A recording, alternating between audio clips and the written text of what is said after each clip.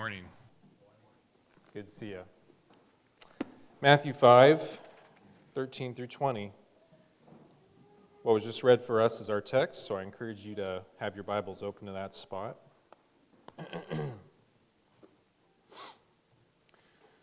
You know, when Jesus teaches us to be things that are very challenging for us, I really appreciate it that he gives us really good reasons for doing that, for being those things. In the section that we were reading about and studying about last week, with the first part of Matthew 5, there are some hard things in there, aren't there? Blessed are those who mourn. Blessed are those who are hungry and thirsty. Blessed are those who are persecuted for the sake of Jesus, for the sake of righteousness, for the sake of the kingdom. Well, why would we want to do that? Why would we want to be that? Well, partly, he says in that section, you're blessed and you're going to be that for my name because there is an eternal reward that you are storing up for yourself, that you are going to inherit someday. You partially inherit it now with the blessings that you've got in Christ, but that will fully come to you at the end of days. So it's legitimate to serve Jesus for a reward. He promises that to us. But not only that, in this section that comes right after the Beatitudes, what Jesus is saying is, you're going to be blessed because you get to be my instruments to change the world. You get to be a city on a hill shining out for everybody to see. You get to be the salt in the meat, in the food, around you to other people. That's why we can go through everything that we go through with joy. Like he tells us to do there in verse 12, like we read about last week, rejoice and be glad. This is a part of why we can rejoice and be glad in Jesus Christ, even though we're not always going to feel good being his disciples. If we are salt and light, we have accepted his invitation to be the unhidden, undiluted ones that the world is looking for so that they can find him. That's the whole point of why we're here. So we're going to unpack that this morning, and we're going to start with his first image there in verse 13 of when he says, not you should be or you will hopefully become, but you are the salt of the world, the earth. I think this is interesting. What I think we need to do as we get into this image is talk about what this would mean to them as they heard Jesus' words. When we think about salt, we immediately think about the shakers on our kitchen tables, and that's legitimate, and that's partially what they use salt for, but they use salt for a whole bunch of interesting things, and I'll just list some of them. I won't list everything up here, but just a couple of things to mention here is in the old law of Moses, it's interesting, you see salt coming up as a part of what they would use to worship God. They used it in their sacrifices, and they also used it in the incense that they created and then burned to God as part of their worship. You see this in Leviticus 2:13. You shall season all of your grain offerings with salt. You shall not let the salt of the covenant with your God be missing from your grain offering. With all your offerings you shall offer salt. Interesting, the salt of the covenant, salt was such a valuable commodity in the ancient world. You know, kind of like the way people might fight over diamond mines today in Africa. People would fight over salt mines in the ancient world. It was like water. It was extremely valuable if you had it, especially in hot climates in the Middle East where you sweat a lot. You need salt to replenish nutrients in your body. You need salt for all kinds of things to help it work. So the salt of the covenant, covenants were often made with salt, people exchanging that. And so you put salt in your worship to God. Exodus 30:35 also mentions, you shall make an incense blended as by the perfumer, seasoned with salt, pure and holy. So it was something that they used to offer to God. And yes, like we do today, even from very, very, very ancient times, the time of Job is essentially the time of Abraham. That's how far back we're talking. Even Job mentions this in kind of an offhanded way to talk about making food taste better. In verse 6 of chapter 6 of Job, can that which is tasteless be eaten without salt? And in that context, he's talking about the worthless words of his friends, who are supposedly really good and helpful people who come to him and say terrible, rotten, yucky things that don't taste good at all to him. He doesn't appreciate that. And so he's using that to talk about what they're doing. And then also, I don't have a scripture reference for this, but it was really, really common in this time and prior to this time to use salt as a way to preserve meat, especially. Because you don't have as helpful as refrigerators are and kind of essential to our lives in 21st century America, refrigerators have not been around for very long. It's kind of hard to think about that for us in our culture, but this is what you used. And in fact, I don't know how to really say that word. It's something like terakea. I'm going to pretend that that's the way that it is pronounced. I'm just going to say it boldly. And terakea.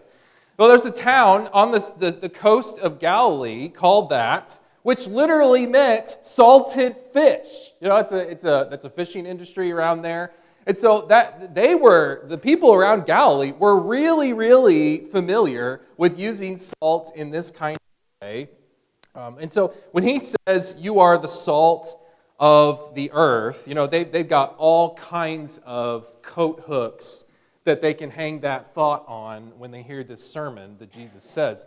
But I want you to notice what Jesus is saying here as he uses this in the sermon in Matthew 5. I think he's teaching this, that you are on the earth, you are amongst people who are decomposing because of their sin, who are tasteless, who are wanting so much more than they already have. You're on earth in order to help change that through direct contact. Now, what's interesting is, go back to verse 1 of chapter 5. Remember who Jesus is talking to. There's these massive crowds that have been following him, but verse 1 especially says, when he sat down, his disciples came to him. So his sermon, while I'm sure that there are some hangers-on who are just kind of there for the show, he is directly talking to the people who have already signed up for his cause, his disciples, his committed followers, who've got all kinds of problems themselves, but they have said, yeah, we're following you, Jesus. So he's talking to them. When he says you, evidently that you in verse 13 is really emphatic in the Greek. You are the salt of the earth. Verse 14, you are the light of the world. And so he's stressing that his disciples are God's instruments for affecting the world. You are a preservative, he's saying to us and to them. The presence of Christians in any culture is holding back the decay of sin in the world. That is a really interesting thought, and kind of almost holding back God's judgment on a city or a culture. Have you ever thought about that in connection with Sodom and Gomorrah? In fact, Ty, on Wednesday night, Ty brought up the Genesis passage where God is talking about what he's going to do with Sodom and Gomorrah. He's talking to Abraham. And do you remember how he got down to 10 people? If 10 people are in Sodom, then I'm not going to come and destroy it. Now, he did, because there weren't 10 people in Sodom who cared about him. But if there had been, then that would have stayed God's hand. How many people does the United States of America have to have who are righteous in order for God to stay his hand of judgment on our culture? I don't know the answer to that. There's no way to know the answer to that. But it's an interesting thought to think that if you and I, in our little individual lives, if we care about Jesus Christ and we teach the next generation to care about Jesus Christ as well, then what that is doing is that is contributing to this effort of God to put people in places to hold back the decay of sin. You are God's flavor in the world. You are a part of the worship that is offered to Him right here, right now, in the presence of the citizens of Rantoul. Here we are. Everybody can drive past on 136, drive past on this road and see our cars here, can see us and be a part of this. And I'm not just saying that this is all that this is talking about, but this is one example of what we're doing here. So whatever picture you want to attach to the salt image here, all of these meanings have this in common, that salt works through direct contact with the food that it gets on. I think what's neat about salt is that a little bit goes a really long way, doesn't it? So this afternoon when you get your lunch and you think, you know what, it needs some salt, it needs some flavor, it only takes a couple of shakes of your salt shaker in order to make that work. Maybe even one, depending on how much salt is coming out. And the thing is, you can look down on your plate after you've done that, and you can't physically, usually, see the salt flecks on your food. But then you take a bite, and your taste buds go, whoa, hello, salt, there you are. Because a little bit, just a little bit, goes a really long way. This reminds me so much of what happens to George Bailey in the movie It's a Wonderful Life. Do you remember how he gets to a point in that film where he is so discouraged about what is going on with him and his family that he basically reaches a point where he says, everybody would have been better off had I just not even been here to begin with. And through the whole course of the rest of the movie, he figures out that actually no, Bedford Falls, even the name of Bedford Falls would have been different had I not been alive. Don't ever forget that your little life, as brief as it is, as small as it is in the grand picture of the billions and billions of people who have ever lived on planet Earth and are living here now, as small as your life is, it matters tremendously. More than you can imagine. That there are people looking at you who you had no idea they're looking at you, and watching your life and hearing your words and viewing your example, and your influence is going out into the world. And we need to remember to make sure that it goes out to the extent that it should. Salt should contact the thing that it wants to influence. Because what Jesus is teaching here is also a warning. Did you notice that in the passage? If salt loses its saltiness, its taste, verse 13, how shall its saltiness be restored? It's no longer good for anything except to be thrown out and trampled under people's feet. How does salt actually lose its saltiness? Can that actually happen? You know, have you ever salted your food and the salt just decided one day that it just didn't want to work, and so you had to figure out some other spice? No, it doesn't usually work that way. I'm definitely not a chemist. I am not a scientist at all. But I've been told by people who know chemistry really well that sodium chloride is a really stable compound. You know, it is what it is. It's not going to lose its saltiness all by itself. But at this time of history, remember, you can't go to the grocery store and just pick up a package of salt. What you have to do is you have to go down to the Dead Sea, where there's a lot of salt down there, and you have to, break off the chunks, or you have to go to a salt marsh and you have to pick up some big lumps of yuckiness that has some salt kind of in there, and then you have to refine it.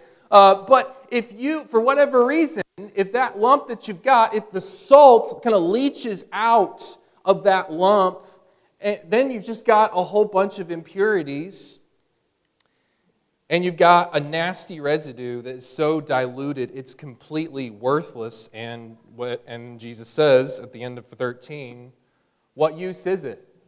What can you use it for? Well, you can't use it for anything except throw it out on the road for people to stomp on as they're walking past your house.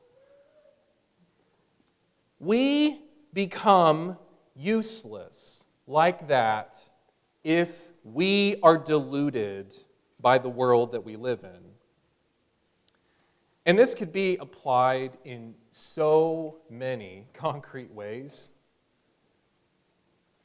In the summer months, when everybody's taking off their clothes, Christians should not be doing that. When people go out to a public dance floor on a Friday night or whenever they do that, and they bust some really sensual moves with their partner, Christians should not be doing that. When everybody else in the world is looking to consume physical substances that change the way that my body feels so that I can escape from whatever's going on in my life, or I can try to find some comfort in that, Christians should not be doing that. I mean, there's so many different things that we could think about this applies to, including the way that we talk. And this is something that Colossians directly brings out. And I don't know if Paul had the Sermon on the Mount in his mind when the Holy Spirit inspired him to write Colossians 4. But this is something that he connects this to. That let your speech, let the words coming out of your mouth always be gracious, seasoned with salt, so that you may know how you ought to answer each person. And in that context, he is talking about the way that you interact with outsiders, walking with wisdom in that, and making sure that you are speaking in a way to them that displays Christ in you so that they can follow that as well. I don't think any of us get out of this verse unscathed, right? I don't know how this time and place compares to all the other times and places, but we live in a time and in a place where people just can't talk to each other, where disagreement is just automatically taken as hatred. That if you don't appreciate what I just said, then that must mean that you don't appreciate me, period. And talking past each other is just so common. People are yelling and screaming at each other online and in person, and Christians are doing it too.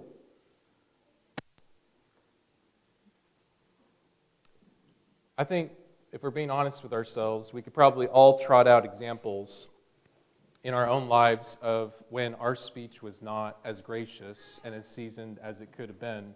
I definitely can for myself. In fact, just this last week, my speech was not like this at all. And I think the root cause of that, of when it's not seasoned, is not the craziness that's happening in culture. Because there will always be crazy things that happen in culture. That's true of the Roman Empire. That's going to be true of our culture too. So it's not COVID. It's not ICE. It's not whatever politician you may or may not appreciate that you can link up to and say, that's why I am the way that I am. That's why my neighbors. The absolute root cause of lack of gracious speech is unsubmission to the kingdom of Jesus Christ. And if we were salted by the gospel, then our speech would be salted, regardless of the time and place that we live in. So this is a powerful point to think about here, as is what he says right after this. The second big illustration that he gives of you are not just salt, but you are the light of the world. This is, I'll just throw both of those up there.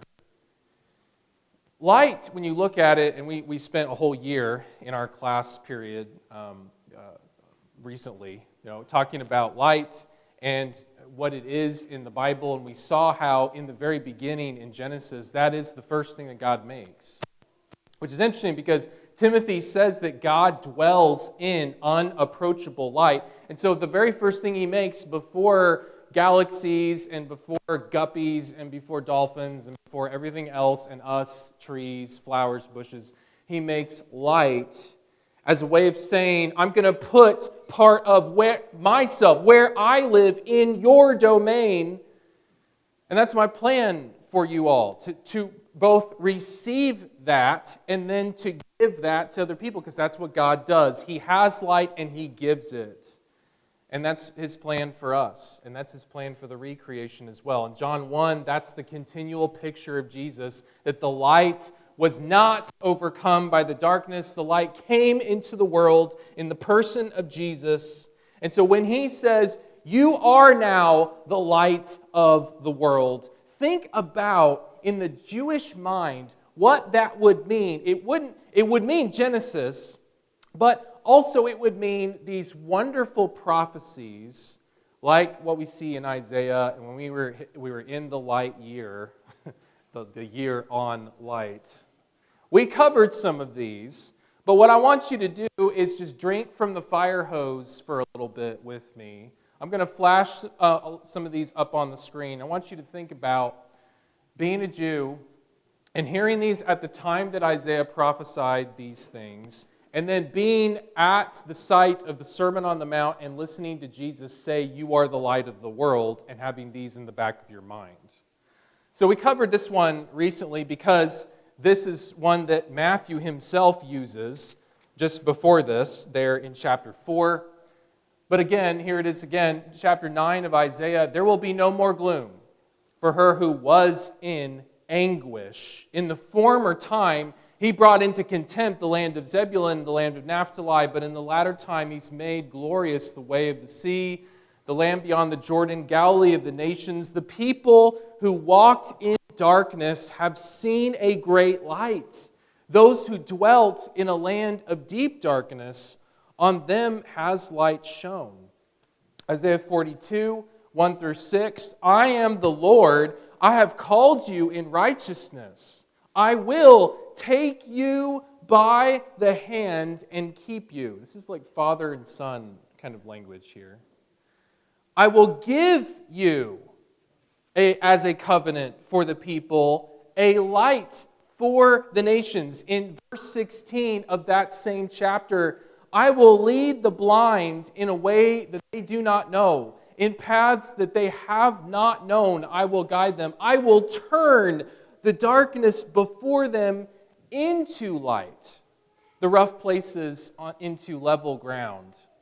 These are the things I do, and I do not forsake them.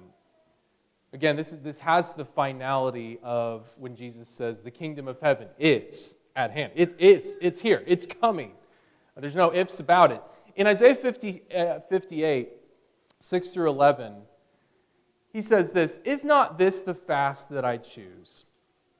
To loose the bonds of wickedness, to undo the straps of the yoke, to let the oppressed go free, and to break every yoke?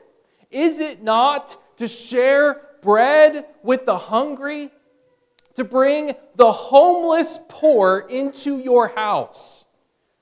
When you see the naked, to cover him, and not to hide yourself from your own flesh, then shall your light break forth like the dawn, and your healing shall spring up speedily. Your righteousness shall go before you. The glory of the Lord shall be your rear guard. Then you shall call, and the Lord will answer. You shall cry, and he will say, here I am.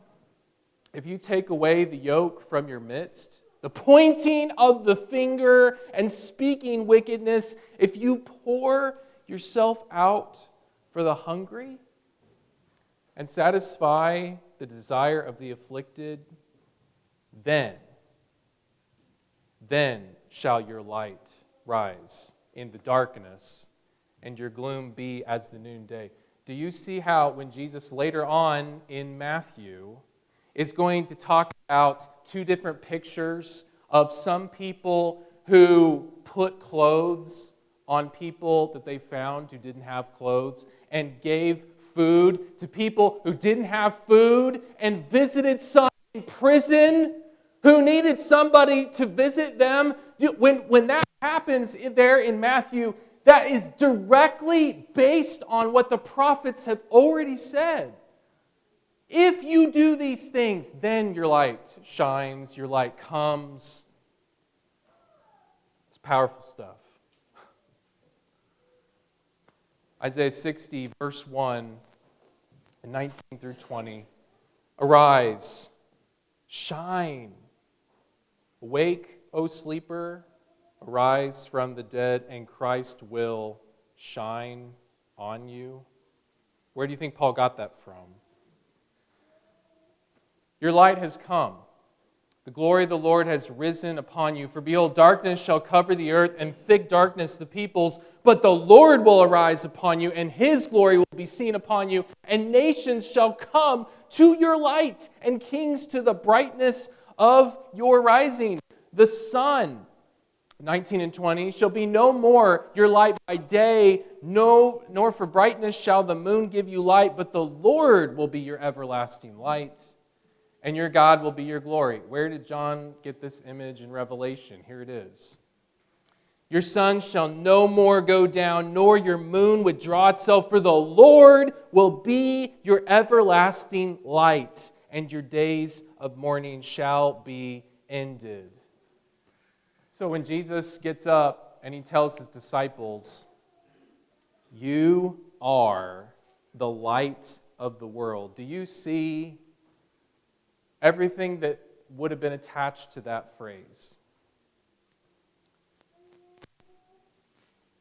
This is God's long-standing plan for His people. And so, He's bringing this up to say, if we, in an unashamed kind of way, live our lives before the one who has saved us, for His cause, for His glory, then He will make sure that we are noticed by His people, by other people and His people, for His glory and not for our own. It's interesting that both of the metaphors that Jesus uses, the city on a hill and the light that shouldn't be hidden under a basket, both of those mean it should be obvious to everybody around you who we are. We're meant to be seen. By the way, the city on a hill image there actually was a city perched up, built up on a hill on the other side of the Galilee lake from where Jesus preached the sermon. And so every night, the people of Capernaum, the town was called Hippos, horse, basically. It kind of looked like a horse's head up there on the hill. The people of Capernaum could go out of their homes every night, and they could look out across the lake, and they could see this city all lit up. It was a Roman city. Weren't a lot of Jews living there, and they could see that's the influence of the empire ruling over us. And Jesus, I think, maybe looked across the lake, and maybe He pointed over there, and He said, you guys be like that. That Roman city over there, you guys be like that for me, for my cause. Christians should not just be nice people. There are plenty of nice people in the world. Lots of nice people. But it's Christians, it's Christ followers who actually have something to give to the world that's dark. He wants our lives to stick out from the crowd. And this is where I think the sermon gets a little bit tricky, because if you keep reading in Matthew, doesn't He say in chapter 6, verse 1, don't practice your righteousness in order to be seen by others? Doesn't he say there in verse 2, give to the needy, but don't show everybody what you're doing?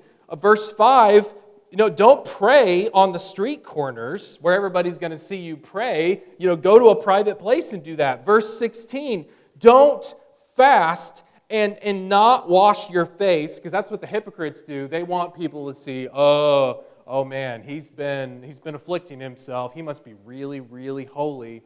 That's not what we're supposed to be about. So how do we pull these threads together? Well, good works have to be a part of our regular lives. Ephesians 2:10, we were created to walk in the good works that God has prepared for us beforehand. We're supposed to be doing good things all the time, wherever we are, but not intentionally to get people to notice us. But if we go about our normal business, God will take care of making sure that people get wind of what we're doing so that He can be glorified. I think that's what verse 16 is talking about in our text. In the same way, let your light shine before others so that they may see your good works and give glory to your Father who is in heaven.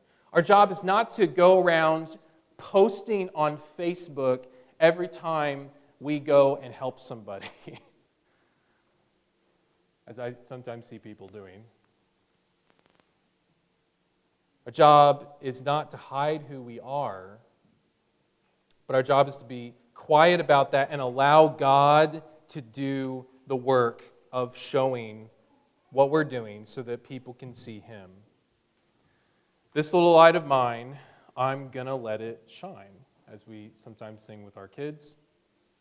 And then we get into 17 through 20, where Jesus will clarify what He's doing in His ministry work, what He's doing in this sermon, because He is about to blow the doors off of the hypocrites in the rest of even just chapter 6, as He exposes, this is what you've heard, this is the way people apply the law, and that is totally off base. That is not what God's intention was. And so what He's doing is, I'm just going to throw them both up. He's deconstructing and He is also reconstructing at the same time in this part, where He says, on the one hand, what I'm doing is I'm taking people back to the original purpose that God had in the law, which was to teach love.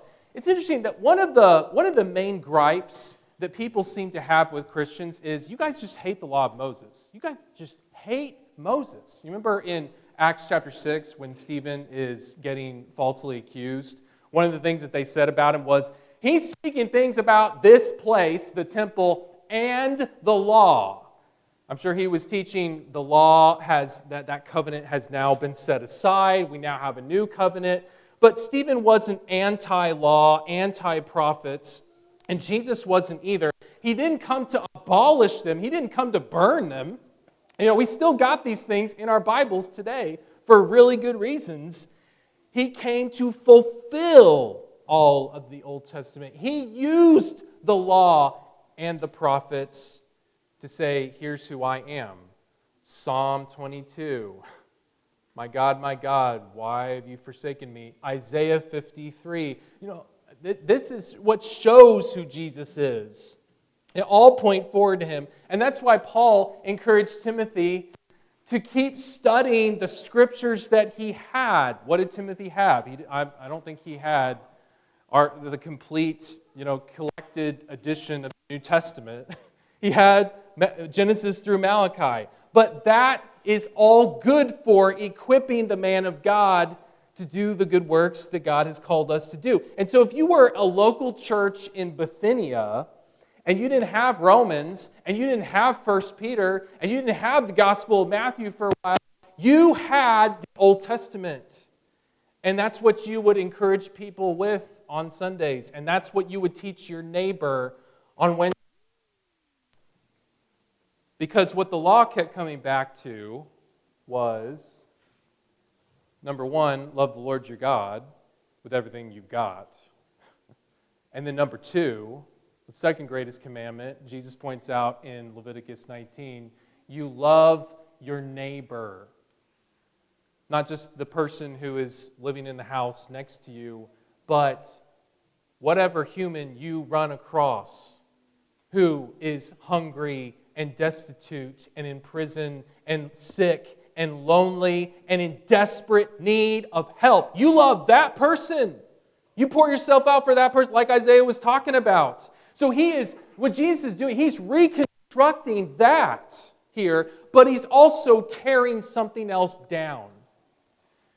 He's tearing down false righteousness. A people who claim to look like God and act like God and talk like God, but actually are far from His heart because they're selectively serving Him. They're picking and choosing. In verse 19, notice that again. Therefore, whoever relaxes one of the least of these commandments and teaches others to do the same will be called least in the kingdom of heaven. But whoever does them and teaches them will be called great in the kingdom of heaven. For I tell you, unless your righteousness exceeds that of the scribes and the Pharisees, you will never enter the kingdom of heaven. Pharisees did what Jesus says in verse 19. They would say, okay, we really got to be careful about counting our seeds and tithing. But when it comes to taking care of your parents, you can give some money to the temple and you can call it a day. You don't really have to do much with that. And Jesus never said to the Pharisees, counting seeds, you don't have to do that. No, that's part of the law.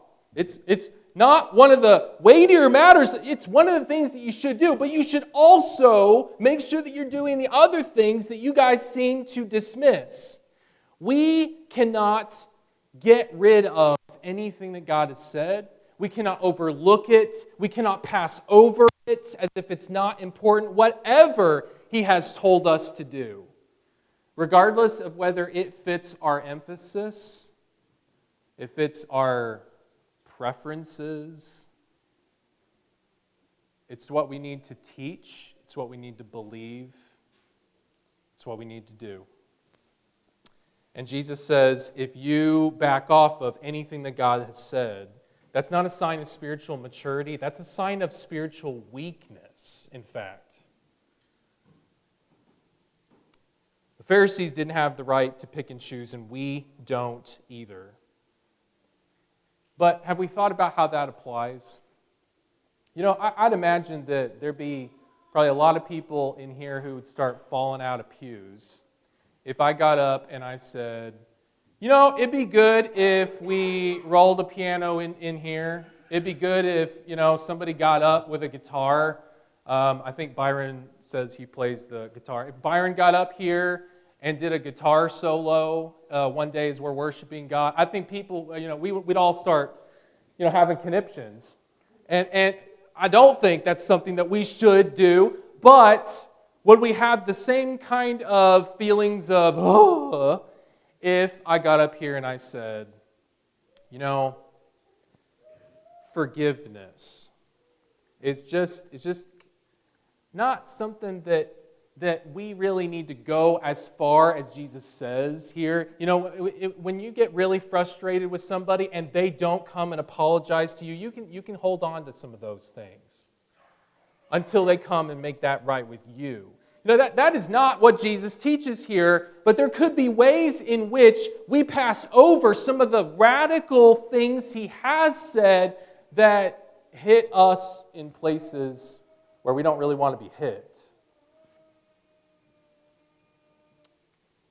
What Jesus is saying here in this passage on salt and light, and in the purpose that He's come to give us, is that we need to be all in.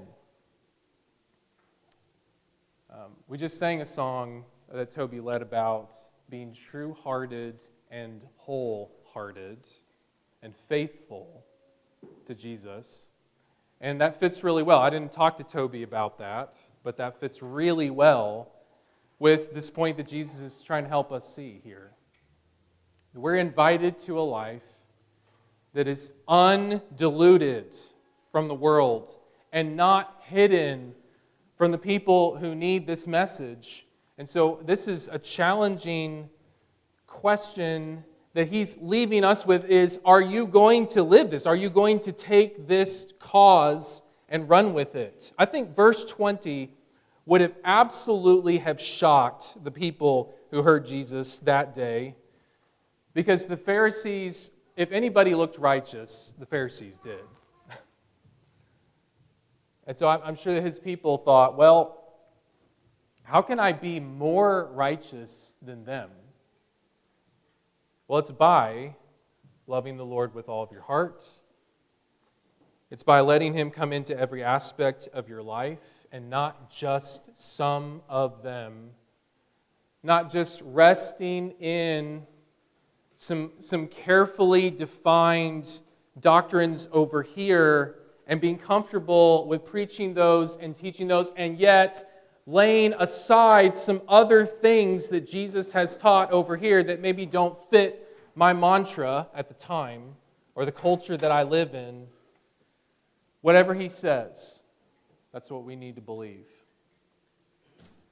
Are you doing that? If you're not, part of the purpose of this assembly is to be supportive of you as you come closer to Jesus Christ yourself. We are not supposed to be a collection of disjointed individuals. God's intention for a local church is for us to be a support. And so if this message hits you today, if you've been thinking about your life and you need help, please let us know how we can help you this morning. As we stand up, we sing the song Toby selected.